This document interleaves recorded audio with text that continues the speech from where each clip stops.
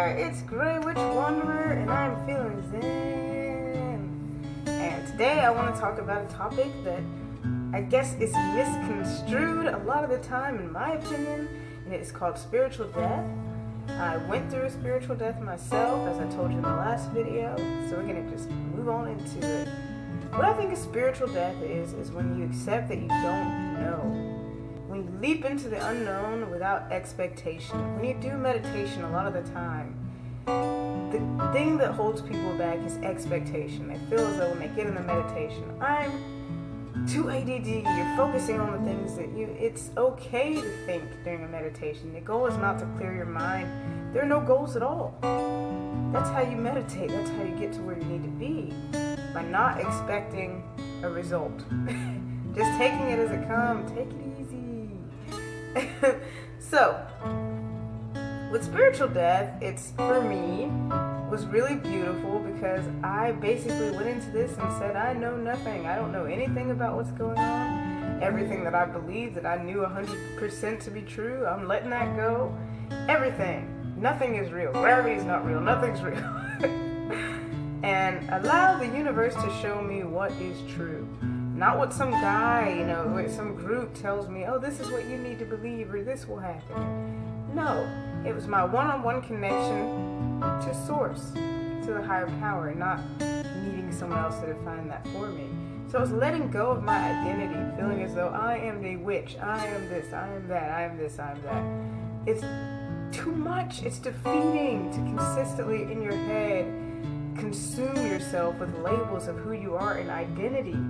It's identity, not you-dinity, but the majority of people I know live a lot of their life, a great majority of their life, you-dinifying, having to tell others who they are, needing other people to accept them for who they are. And it ain't just gonna work. It doesn't. You have more power than you think. The power that you have is to find people and choose people who do accept you for who you are. Why do you want to wake up every day and have a battle? Why wake up every day and have a fight? Is that what you look forward to? When you have a good night's rest, you wake up, cut on Facebook, you see a battle, you choose to fight it, even though you know that you're not going to win it, because this person is set in their ways and set in their mindset. Okay? People who truly want to grow and expand, they seek to grow and expand. It's not our job to tug them on a leash. Okay, that gets very draining, and I've used to do that a lot. It's pointless, and you learn that when you become more empathetic or empathic that you can relate to everyone. You can understand where everyone is coming from, which can be a very scary thing. Because the more you understand everyone else, the less understood you become, right? So, my challenge to you is to find one word that you feel as though is your identity. One word that encompasses you as an entire being.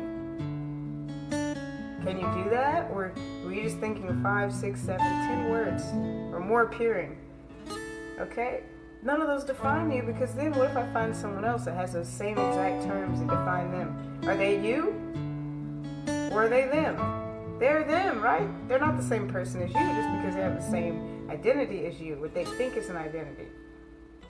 Okay? That's limiting. Your identity is bigger than that. It is your consciousness. It is what decides what power that you give to each passing thought. It's when you decide to be your best friend or your worst enemy, you have more power than you think. So that is not your identity, what the labels that other people have put on you, or the labels that you've put on yourself. You have a vast identity. When you first, these words that you come up with, when did you first learn that you were an artist? When did you first learn? Or are there things about yourself you haven't learned yet? There are other parts of your identity that you have not even found. Ask someone 60 if they have the same identity as they were when they were 20. You might be 25, 26 now. You're not going to be the same identity when you're 40. It's not a bad thing. You may have pieces of this identity with you, but you don't have to beat yourself up because I am an artist, and now because I'm an artist I have not painted in 3 months, and now I'm failing myself. It's your expectation and your standards for yourself that are creating the illusion of failure. Okay, if you don't have expectations set so high, then you can't fail them. Meditation, you can't have expectations of failing or you will. I'm not saying you shouldn't have any standards, but your standards should not be I am not what I am if I don't achieve what I want to achieve. You have to learn that even when you fail, to love yourself and to accept yourself and to realize that you are that. You are that. You are not trying to be that. You are that in essence. That is part of who you are. But you don't have to seek out telling everybody else how you feel, telling everybody what to do. That is taking away from you now the beauty of the moment of existing in perfect peace within yourself and finding the magic in the world. You never find it if you don't expect to. But you'll never find it if you expect to either. You have to sit quietly and observe and let things unfold and be open to whatever happens.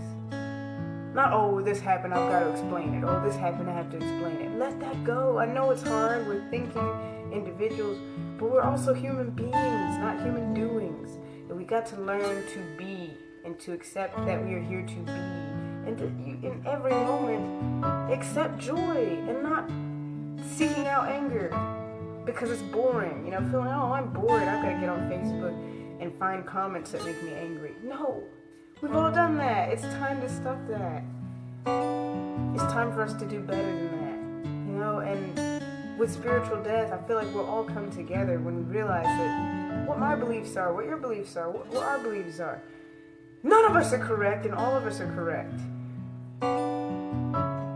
Okay, and so that's my challenge to you, is just learn not to hold fast to labels, to standards that consume you and make life miserable, that make life seem like a task or an obligation. If you're feeling that way, you're not living your life. You're doing your life. Okay, it's a challenge. Alright? So with that being said, you know, I might have a part 2 on this later, but right now, I'm going to start off with just little baby steps, alright? And all of you wanderers out there, if you like what I have to say, if you like my Zen, like, comment, and subscribe to the channel. And have a beautiful, beautiful day. Blessed be.